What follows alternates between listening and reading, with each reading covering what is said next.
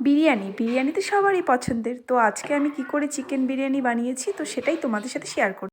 এখানে আমি চিকেনটাকে ভালো করে ম্যারিনেট করে দিচ্ছি। এখানে লবণ, হলুদ গুঁড়ো, জিরে গুঁড়ো, ধনে গুঁড়ো, লঙ্কা গুঁড়ো পেস্ট করে নিয়েছি, আদা, রসুন, কাঁচা লঙ্কা আর পেঁয়াজ, টক দই, কিছুটা পরিমাণ সর্ষের তেল। এবার সবকিছু দিয়ে ভালো করে ম্যারিনেট করে নেব।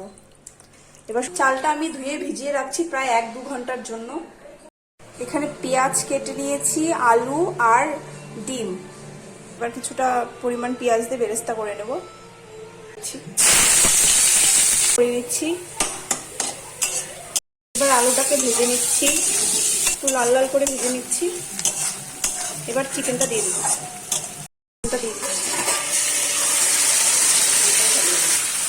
এবার চিকেনটাকে ভালো করে কষিয়ে নেব। এবার আলুটা চিকেনের মধ্যে দিয়ে দিচ্ছি।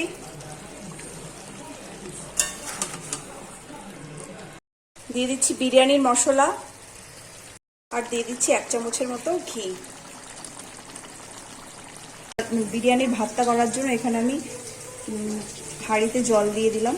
দিয়ে দিচ্ছি লবণ। তো জলটা ফুটে গেছে, এবার আমি চালটা দিয়ে দিলাম। ভাতটা হয়ে গেছে, 80% মতো ফুটিয়ে নিচ্ছি আর বাকিটা দমে দিয়ে দেবো।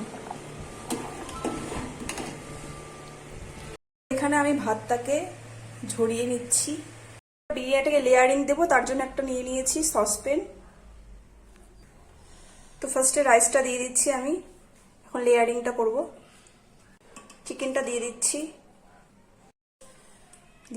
বেরেস্তা, বিরিয়ানির মশলা। আমি কেওড়ার জল, গোলাপ জল, মিঠা আতর আর কিছুটা কেশর দিয়ে ভিজিয়ে রেখেছি। তো এটা এবার এখানে দিয়ে দেবো।